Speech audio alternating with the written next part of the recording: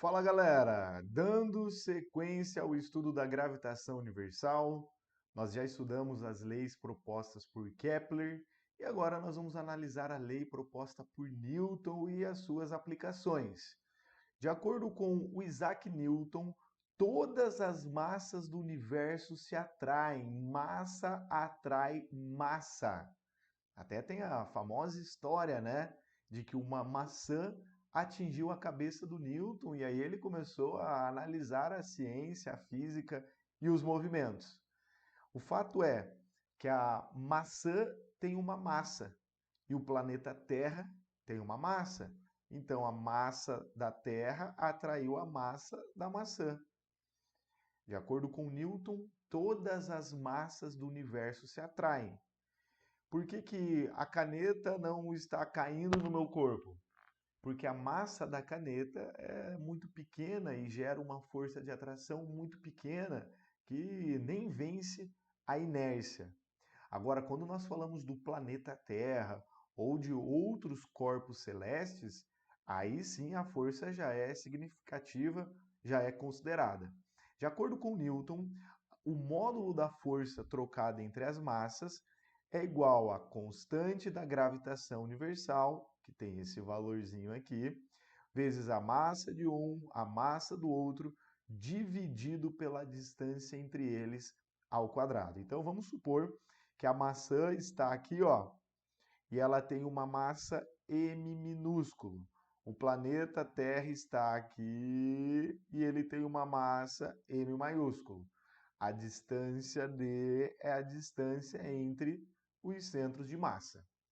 Força é igual a constante vezes a massa, dividido pela distância ao quadrado. Não esqueça que força é dado em Newton. Continuando, nós temos a aceleração da gravidade.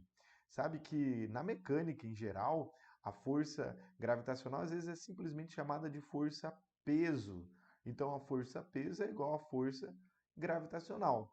A força-peso é a massa vezes a gravidade, que é igual à força gravitacional, constante, massa de um, massa do outro, dividido pela distância ao quadrado. Cancelando essa massa com essa massa, nós temos que a aceleração da gravidade é gm dividido por d ao quadrado. Muita atenção! A aceleração da gravidade, ela é dada por essa expressão, mas em algumas situações essa expressão tem uma leve alteração. Vamos supor que esse seja o planeta Terra. Então aqui está o planeta Terra. E aí nós pegamos um satélite que está aqui em cima. A distância que nós vamos usar é toda essa aqui, ó. Toda essa distância. Eu chamo simplesmente de d. Só que aqui, essa distância d é composta pelo raio do planeta mais a altura que o satélite se encontra. Então é muito comum nós substituirmos essa equação, o d, pela distância do satélite mais o raio. Então R mais H, onde R é o raio e H é a altura. No sistema internacional, a aceleração é dada em metro por segundo ao quadrado. Continuando, quando nós encontramos questões que tentam contextualizar a gravitação universal, geralmente se fala em satélites.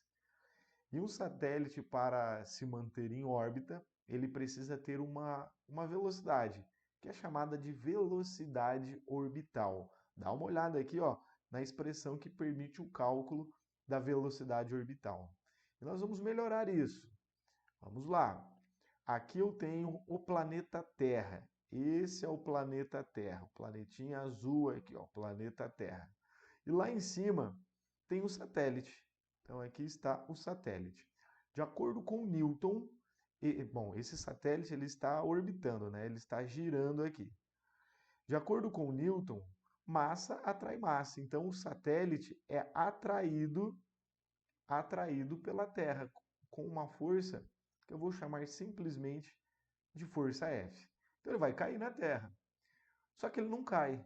Por que ele não cai? Porque ele gira com uma velocidade suficiente, que é chamada de velocidade orbital. Ah, mas eu nunca entendo isso. Veja, se eu pegar a minha caneta e eu colocar aqui em cima e soltar, ela cai na minha cabeça. Agora, se eu amarro um fiozinho na caneta e eu giro a caneta, quando ela passa ali por cima, ali na minha cabeça, próximo à minha cabeça, ela não cai. Por que ela não cai? Porque ela está girando. E ela tem que girar com uma velocidade. O satélite tem que girar com uma velocidade. Para ele conseguir ficar lá em cima, ele não pode estar parado, senão ele vai cair. Então ele tem que girar. E ele gira com uma velocidade chamada de orbital. Como é que a gente encontra essa velocidade? Está aqui, ó, eu já apresentei a fórmula para você.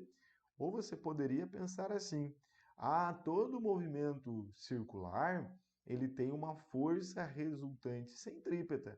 E essa força resultante centrípeta é a força gravitacional, que eu chamei simplesmente de F.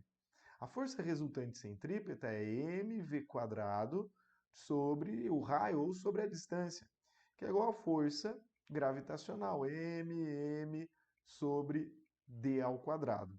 Veja que eu já cancelo essa massa com essa massa, esta distância com esse quadrado, e então nós temos que a velocidade ao quadrado é gm sobre d. Ou já organizando, está aqui, ó, o que eu havia apresentado para você. Velocidade orbital é a raiz quadrada da constante da gravitação universal vezes a massa que está sendo orbitada dividido pela distância. Ah, mas essa massa e emissão aqui é a massa de quem? É a massa de quem o satélite gira. Não é a massa do satélite. Muita atenção. A velocidade orbital não depende da massa do satélite. Continuando com as aplicações, agora com a velocidade de escape.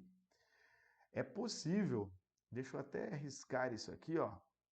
É possível pegar um objeto e jogar ele para cima e ele escapar das interações com o planeta. Para lançar o objeto e ele escapar das interações, você tem que fazer isso com uma velocidade que é chamada de velocidade de escape. A velocidade de escape é muito parecida, a fórmula para cálculo da velocidade de escape é muito parecida com a fórmula para cálculo da velocidade orbital. Repito, eu vou jogar um objeto, eu vou lançar um objeto e ele vai escapar das interações com o planeta. Para isso, eu tenho que fazer com uma velocidade mínima chamada de velocidade de escape. Para o planeta Terra, isso é só para você conhecer. Para o planeta Terra, a velocidade de escape é de aproximadamente 11,2 quilômetros por segundo. Mais um detalhe para encerrar. Quando falamos da energia na gravitação universal, vai ter a energia lá do movimento, a energia cinética, mv quadrado sobre 2, não muda. Mas a energia potencial gravitacional, ela pode ser melhorada, vamos dizer assim. A energia potencial gravitacional, até o momento, era mgh. Se você substituir o g pela aceleração da gravidade e tal, você cai nessa expressão. Então, assim, podemos calcular a energia potencial gravitacional aqui na gravitação universal. Valeu, gente! Bons estudos! Resolvam todos os exercícios. Grande abraço e até o futuro!